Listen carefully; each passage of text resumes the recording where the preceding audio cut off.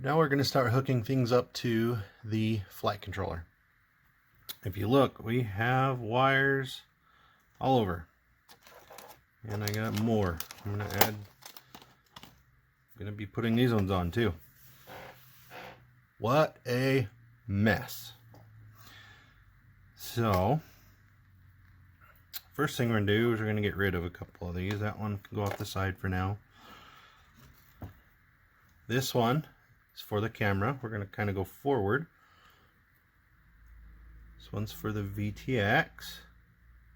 Kind of put those back, and then down here we have the receiver. And then this, of course, is the plug-in for the ESCs. That will be like the last thing we do. This little plug here that does the camera controls, we can kind of just tuck out of the way. Don't need it. So we're going to be soldering on the bottom of the flight controller. I'm just going to turn it over like this. The VTX is going to go here. My GPS is going to go here. The nice part about the GPS is it's just wires. So I'll be able to hook those up and they can go wherever. What I need to keep in consideration when I hook up things like the VTX is I'm going to have to flip the board over for one.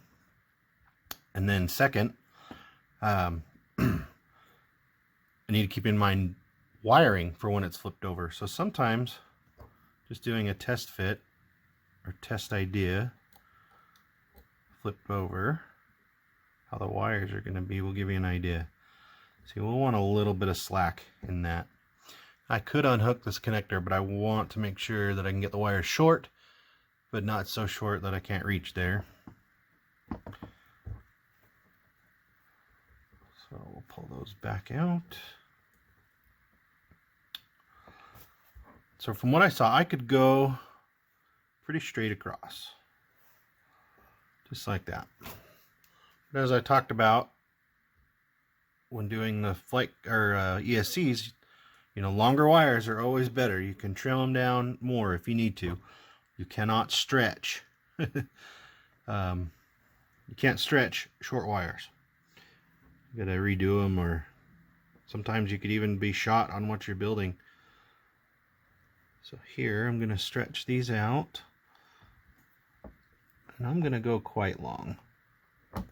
I want that security of that space. So those are pulled out. And as I talked about in the other video, you can just pinch and pull these wires for stripping. Pinch and pull, and I'm twisting those ends to keep all the wire bundled together. Pinch and pull.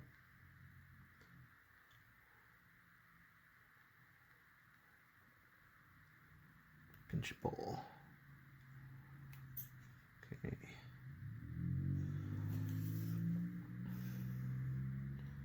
Look at all the ends of those, they look good. My soldering iron. Find the end of my solder here. Right there. Okay, just like with the other wires, heat to the wire. Then add the solder. Solder should flow into the wire.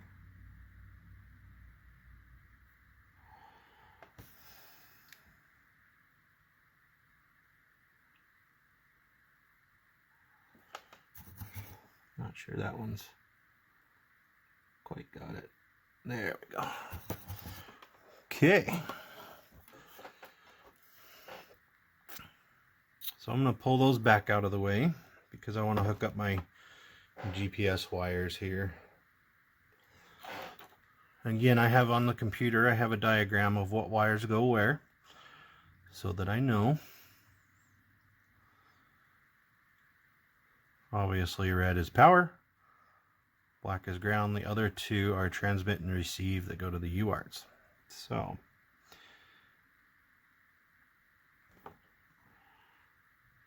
power is there. And these are little pads, so it doesn't take much to... See, that would have been a cold joint. That would have been bad. There we go. The ground is here. So I need my tweezers. Where are you, tweezers?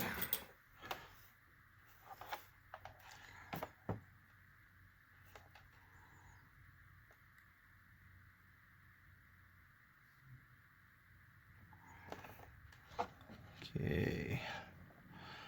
Now the fun part on this is one's named TX and one is named RX. One's for transmit and receive, and they go to the opposite on the board. So I gotta pay attention.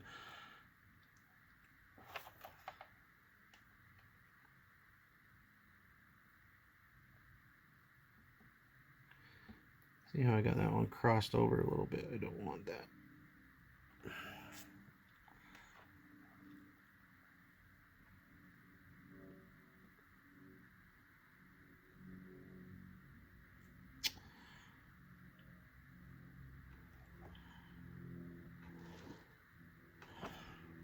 Just kind of giving them a little tug to make sure they're set. Okay, that can be out of the way. Now we can hook up our VTX.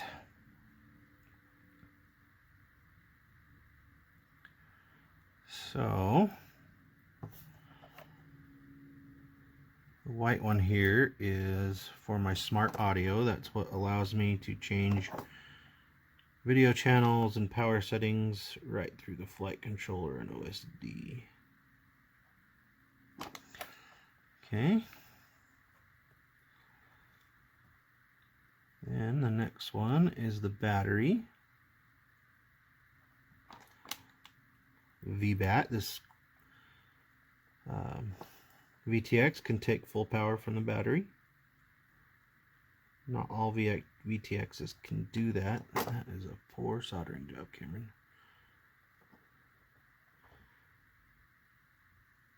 There we go. Ground.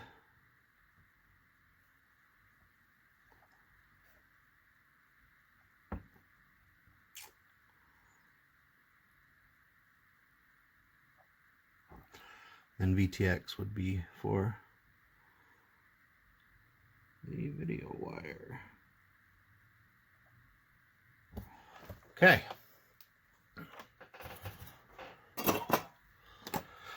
So I have those on. I'm going to flip the controller over because I don't have anything more to do on the bottom. And we'll start working on the top. Alright, so now we're on to the receiver and the camera. Excuse me.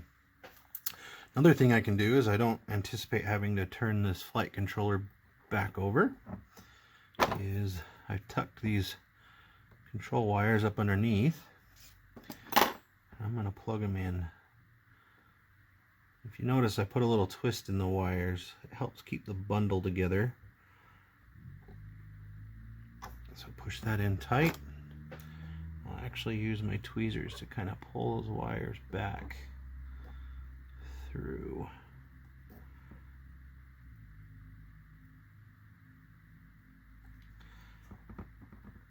So they're out of the way, like so.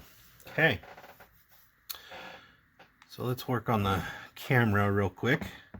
Again, I have a lot of wire for the camera, but I want a little bit of slack.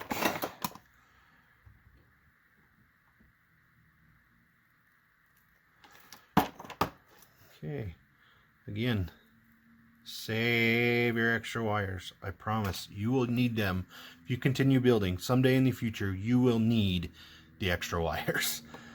Okay, I'm gonna kind of retwist this bundle because it was a pretty happy little twist before we undid it. Plus, twisting them makes them just look neater. They're more compact.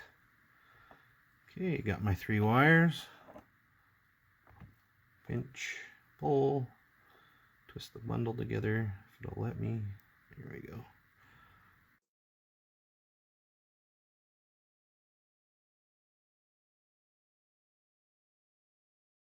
Okay.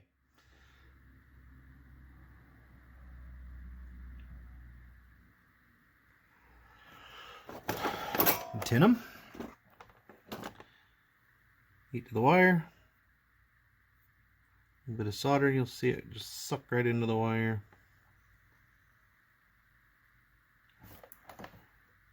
Let me get a little more on that one. There we go.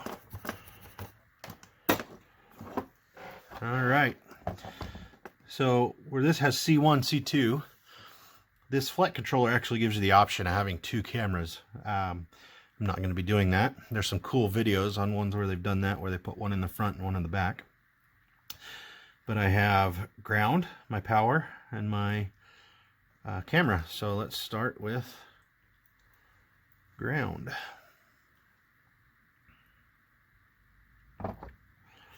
And this might be fun where I've twisted the wires and they're pretty tight, but I should be able to do it. I'm actually going to turn the quadcopter here.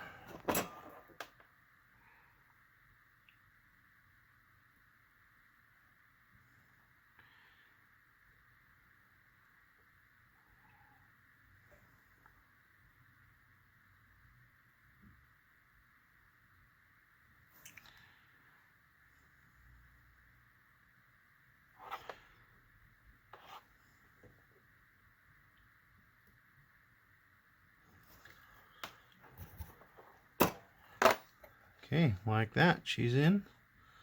Just kind of tuck these wires down here out of the way. Okay.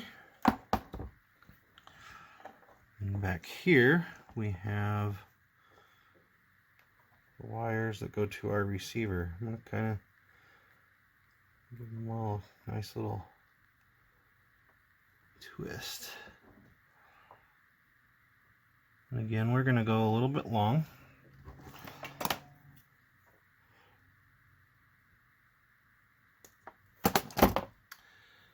So these little pieces, maybe you could use them again. I'm probably just going to scrap them.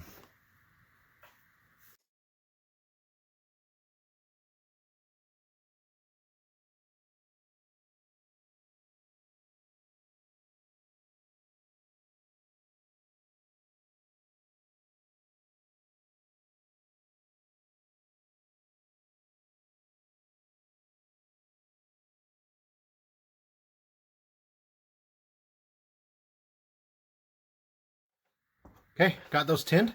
I need to pull up the wiring. Obviously red and black are power. The other two have a specific spot, again, for the UART to work properly.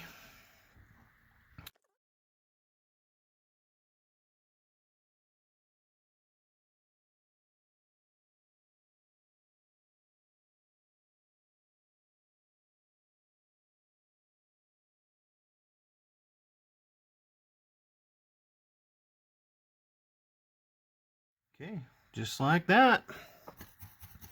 Believe it or not, folks, we are pretty much done.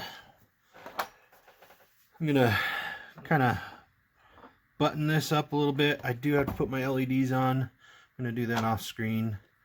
Another tip is, as soon as you get your VTX hooked up, I would throw an antenna on. You will burn up a VTX if you do not have your antenna on. So, just throwing an antenna on for right now. May not be the antenna I use, but I have one. So I'll also set up my GPS here, and then we will come back and I'll tell you about some things you need to do before you ever even power this puppy up. Alrighty, I'm gonna do those couple things and I'll be back. Alrighty guys, so now she's assembled. Got my GPS antenna, which some of you might not need. Got my video transmission antenna, my RC receiver antenna there. I didn't bolt this down so we can look insides. Okay, so now comes the point where we're gonna power this baby up. But before you power it up, before you ever think about powering it up, never put props on, ever, until you're ready to fly. This is for your safety. We put those props on there. They're fast spinning little blades and they will cut you. You can search the internet and there's a lot of people out there that have been hurt by leaving props on their quadcopter when they're doing work on it. Okay, so no props. Props off always when you're working on it. But there's two things you can do to make sure that your work is good. My way, and then what a lot of other people do. Some people use what's called a smoke stopper. All of your parts here contain magic smoke. And if we let the magic smoke out, then they're not going to work anymore. In other words, if they're not wired right, they could burn up, they're going to make smoke, and they're not going to work anymore. So the way I always test is I use a basic cheap multimeter. I turn it to the conductivity testing. What that allows is if there's any conductivity, it will talk.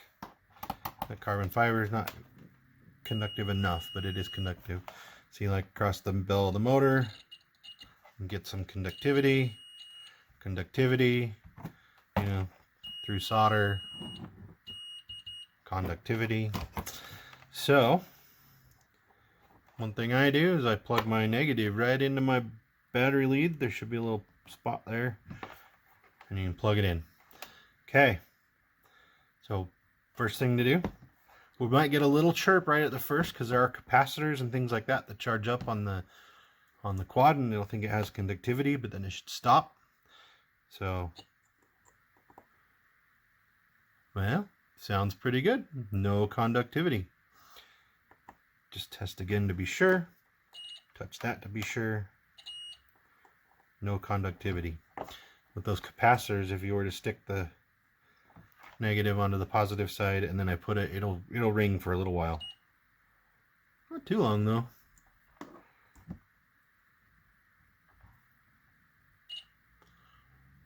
Okay. In my opinion, that is successful. Now, some people say I'm dumb for not using a smoke stopper, that I could still burn up even when I test that way. I've never had a problem, but we're gonna do it right here on live TV. Okay, it's not live. We're gonna do it right here on camera to see if this bad boy goes up in flames.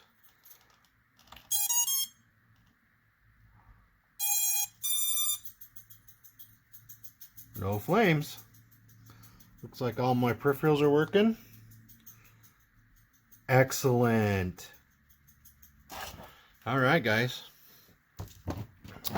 We have a built quadcopter. I'm going to button up the top, and then we're going to start talking about programming in the next video.